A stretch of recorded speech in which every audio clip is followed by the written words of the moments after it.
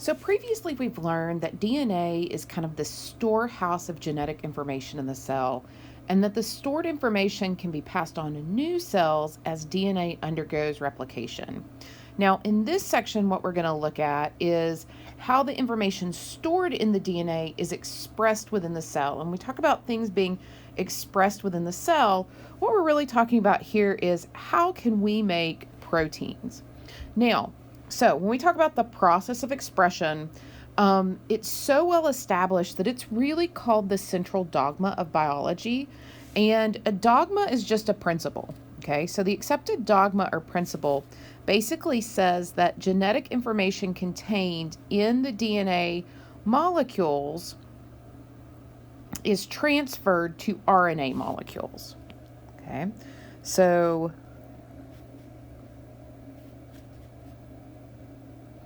information in DNA molecules is transferred to RNA molecules.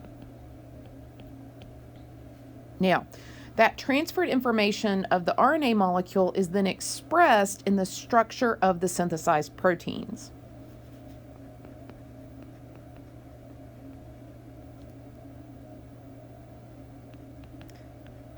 That information from RNA is expressed or shown in the synthesis of proteins. Okay, so in other words, the genetic information in DNA, which is genes, when we talk about genes, we're talking about DNA, directs the synthesis of certain proteins. So, as a matter of fact, there's a specific DNA gene for every protein in the body. Now, DNA doesn't direct the synthesis of carbohydrates, lipids, or other kind of non-protein substances that we find in biological systems. However, those materials are made by the cell through reactions that are also made possible by enzymes that are produced under the direction of DNA. So then a lot of people believe the information stored in DNA really does determine every characteristic of a living organism. Now, there are two steps that are involved in the flow of genetic information. One is transcription and the other is translation. Now, in higher organisms like eukaryotes, the DNA containing the stored information is located in the nucleus of the cell. Okay, and then protein synthesis occurs in the cytoplasm.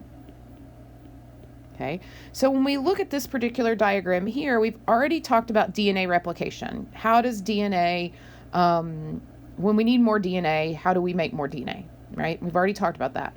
But now we're really focusing on, okay, now we need more proteins.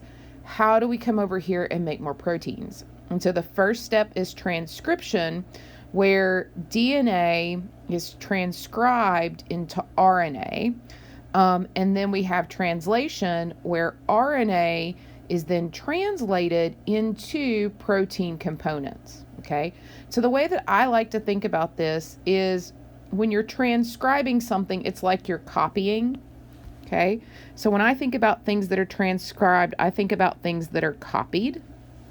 Okay, and we've got DNA, which is a nucleic acid, being copied into an RNA DNA nucleic acid molecule.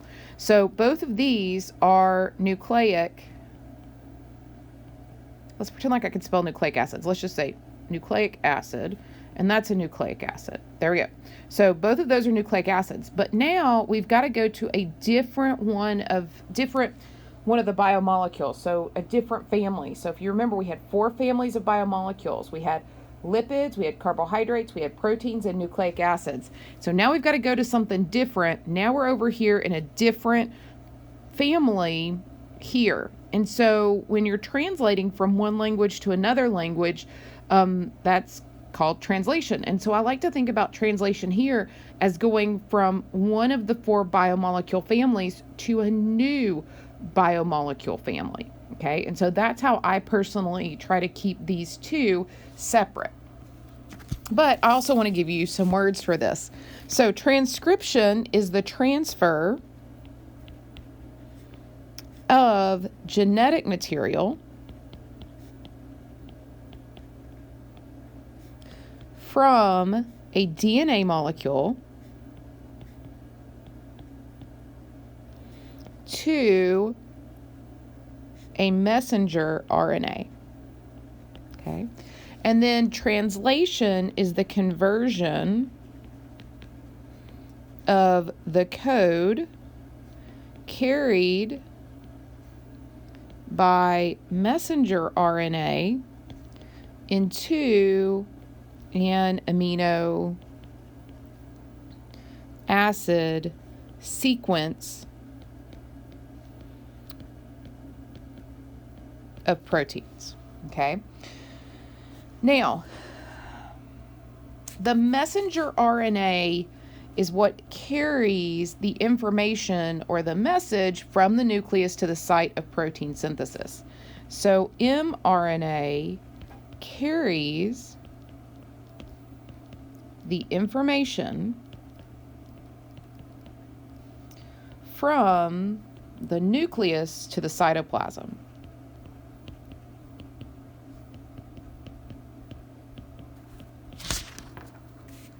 Now, in this second step here, right, that mRNA is going to serve as the template where amino acids are assembled in the proper sequence to make a protein.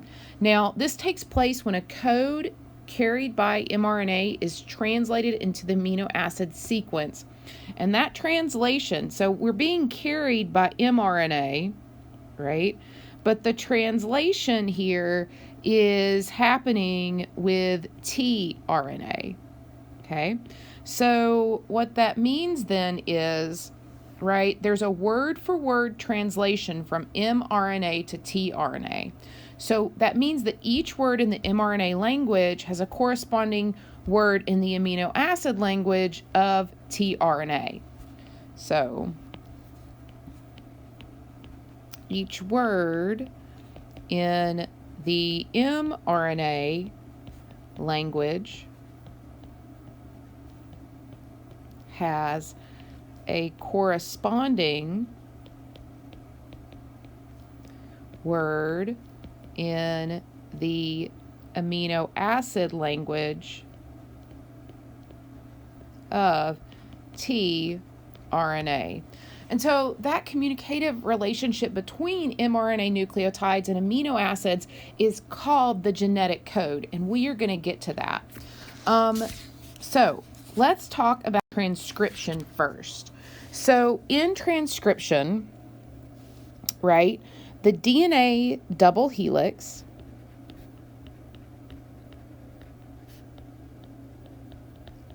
unwinds so that a complementary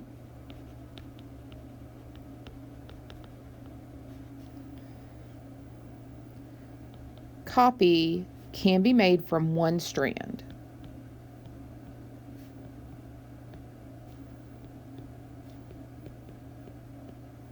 Okay. Now, that copy is the messenger RNA.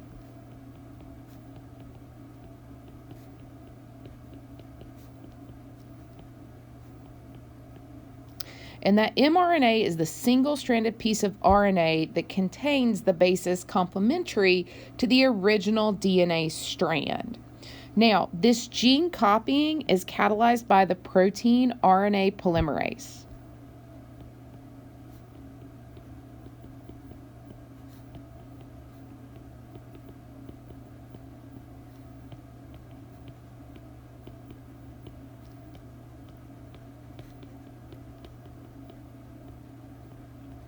So when we look at this, right, we have DNA here, okay, and it goes into the RNA polymerase and DNA unwinds. And then what happens is there are free RNA nucleotides that are kind of around the RNA polymerase. And the newly made RNA here right? We see these nucleotides coming down, and we end up with these kind of complementary base pairs, and then we've got the newly made RNA that leaves the polymer that can then travel from the nucleus to the cytoplasm. Then what happens is the template strand of DNA then can go back and form a double helix again, okay? Now, let's do an example. So let's say you had a problem where it says you need to write the sequence for the mRNA that could be synthesized using the following DNA base sequence as a template. Now, an RNA sequence begins at the 3' end of the template and proceeds towards the 5' end. So this would be our 5', and so we would have a C, and then we would have an A, we would have a G, and now remember in RNA we don't have any thymine, so instead we have uracil, so we'd have a U, a G, and then a C. Okay, and that would be our 3' end. Now, if we needed to write the answer in the 5' to 3' direction, we would just say, all right, that's 5', C, A, G, U, G, C, 3'. All right, so sometimes you'll have problems that are like this. Now, let's talk about translation. The second step in protein synthesis is translation. The facilitator for this process is transfer RNA. So, transfer RNA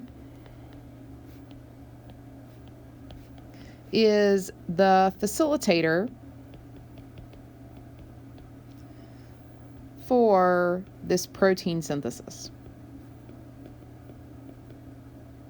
Okay, and so basically there's several areas. So this is a transfer RNA. There's several areas on the tRNA sequence where complementary bases can hydrogen bond, and that gives the tRNA a really tight, compacted T shape. Now the tRNA has a 3-base sequence, which is shown right here, and that's called an anticodon, and it's in the anticodon loop. Now, the tRNA also has an acceptor stem, which is right here, and that acceptor stem right here, that is where it binds an amino acid. So the only way to get an amino acid incorporated into a growing protein chain is by bringing the amino acid to the ribosome when it's bonded to this tRNA. And each of the 20 amino acids has one or more tRNAs that are available to bring an amino acid to the ribosome. Okay, so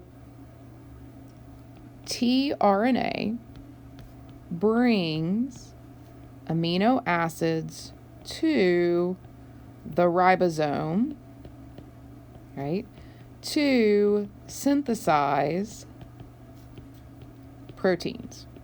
Now, maybe the burning question in your heart is, hey, how does it know which amino acid to bring? Well, it uses the genetic code, and so which uses these different sequences. So let's look at the genetic code. So mRNA just serves as a template where amino acids are assembled in the proper sequence to produce the specified protein, and that word-to-word translation we've been talking about happens from mRNA to tRNA. So each word in the mRNA language corresponds to a word in the amino acid language, and that is the translation there is called the genetic code. Now, in the genetic code, right, there's a sequence of 3 nucleotide bases that basically represents a code word on the mRNA to tell it which amino acid to bring, and that's called a codon. So this is just the sequence of 3 nucleotide bases that represent a code word on mRNA molecules. And this is what tells it to bring an amino acid. So I want us to look at the codes. Now, you do not have to memorize these codes. Do not memorize these. And I've got them spread over 2 slides, but we will use them. Okay. So the kind of first really important characteristic here is that the genetic code applies almost universally.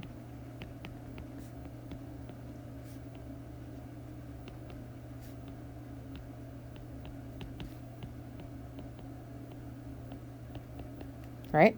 And so with very few exceptions, the same amino acid is represented by the same 3-base codon or codons in every organism.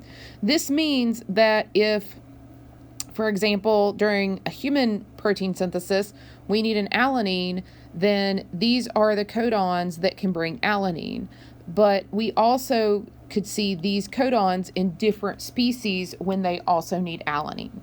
Okay, and so that's what we're talking about here.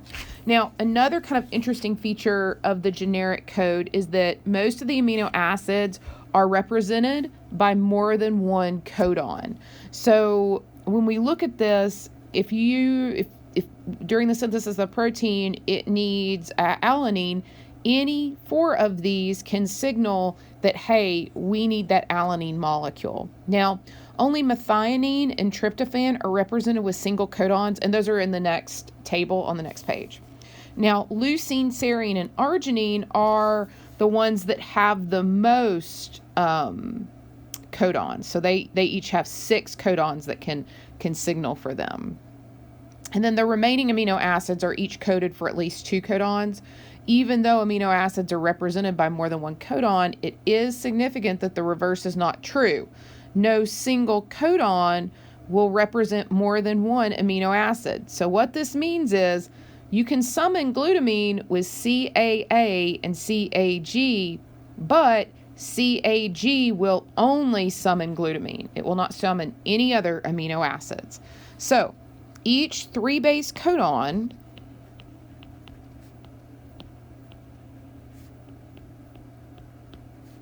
represents only one amino acid. That's it. Now, here is the other table. I want you to notice there are 64 codons. Now, when we talk about these 64 codons, this is a really helpful summary with the characteristics that we see here. So, codons are just 3-letter words. So, for example, GCA means alanine, those particular nucleotides. The code's degenerate, and what degenerate means is that you can have several different codes that represent one amino acid, but the code is precise, and that means that each code only represents one amino acid. But I want you to notice, so we've talked about these 3, but I want to talk about kind of down here. Only 61 of the possible 64 base triplets there represent amino acids. There's 3 that remain, which are UAA, UAG, and UGA, and these do not represent amino acids.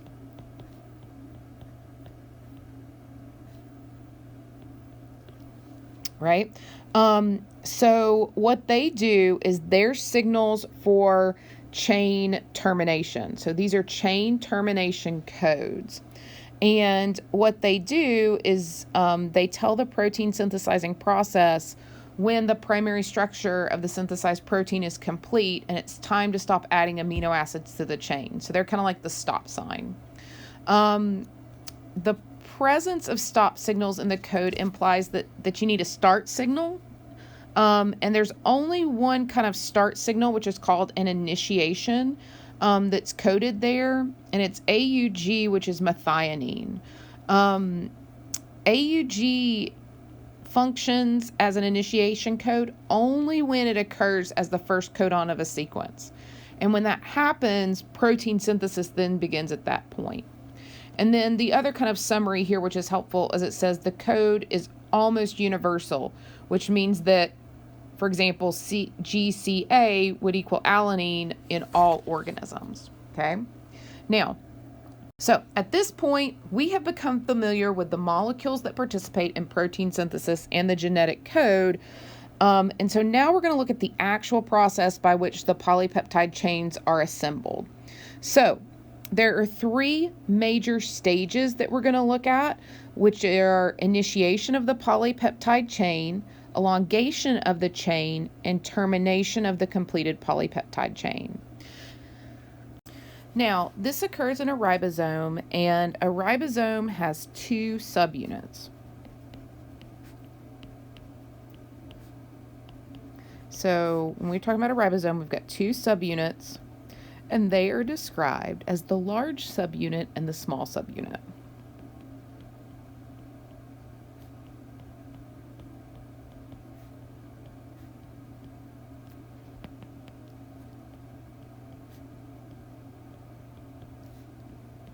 And you can see though they're blue on the on this diagram, are kind of a gray color. We've got a small subunit here, and then here's the large subunit here. So the initiation process begins with the mRNA is aligned on the surface of the small ribosomal unit in such a way that the initiating codon, which is AUG, occupies a specific site on the ribosome called the P site. This is a peptidyl site, but that's the site that it occupies. So AUG comes into the P site here. Then when it initiates this, what happens is the chain, the first thing that comes in will be a N-formyl methionine instead of just a methionine, and that's just kind of like the starter chain there.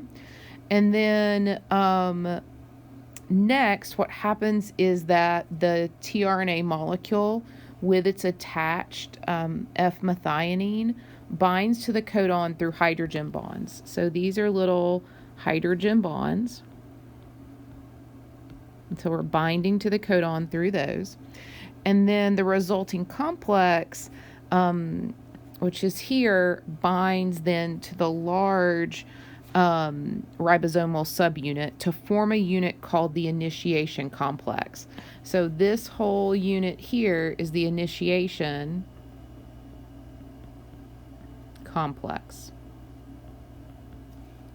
Now, there is a second site called the A site for aminoacyl site, and that's located on the mRNA, and it's kind of next to the P site. Now, the A site, and so this is going to kind of be the A site here, is where incoming tRNA carrying the next amino acidyl bond. So here's the P site where we've started, and then here's the A site where the next one comes in, carrying its amino acid here. Okay, and I've got some words written here for you so that you can kind of look while I'm talking. Now, when each of the tRNA molecules come in, they can try to fit in the A site, but only the one with the correct anti-coding that's complementary to the next codon on the mRNA will fit properly. So we'll only see a match like this. Now, once it matches to the A site, the second amino acid, which is shown here as phenylalanine, is linked to this amino acid here, which in this case is F-formyl methionine, by a peptide bond. And so they're showing you how the electrons kind of move over here to make this bond. And then after the peptide bond forms, the tRNA at the P site is empty, and so you can see it here, it's empty because it's formed, and the growing polypeptide chain is now attached to the tRNA bound at the A site. Okay, so now this is bonded over here at the A site here. So now we've started elongation. This is kind of the first phase. And then in the next phase of elongation, what we have is that the whole ribosome will move one codon along on the mRNA towards the 3' end, okay? And so as the ribosome moves, the empty tRNA is released from the P site here, and the tRNA is attached to the peptide chain, and it moves from the A site, okay, and it takes its place in the P site. So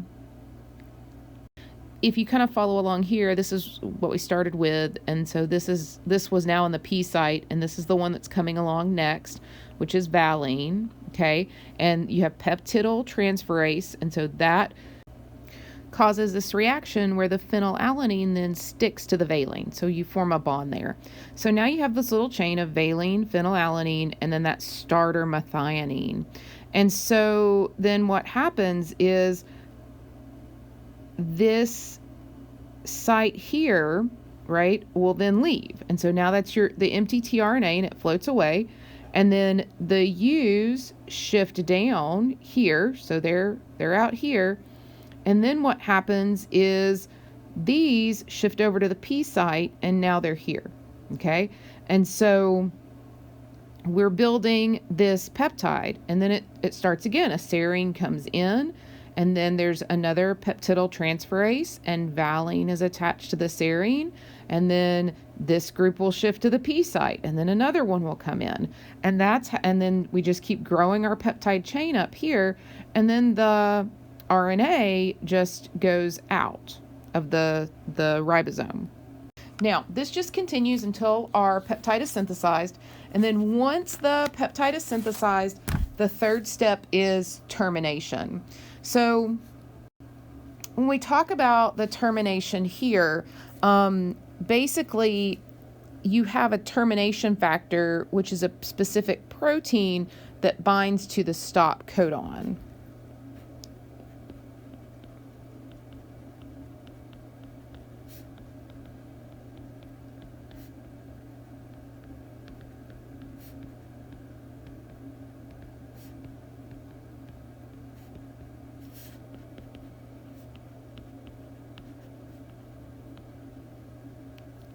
Okay, and that catalyzes the hydrolysis of the completed peptide chain from that final tRNA. And so then what happens is the empty ribosome dissociates and then combine to another strand of mRNA to once again begin the process of protein synthesis, right? So the growing peptide chain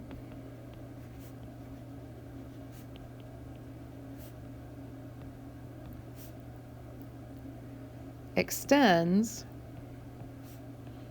from the ribosomes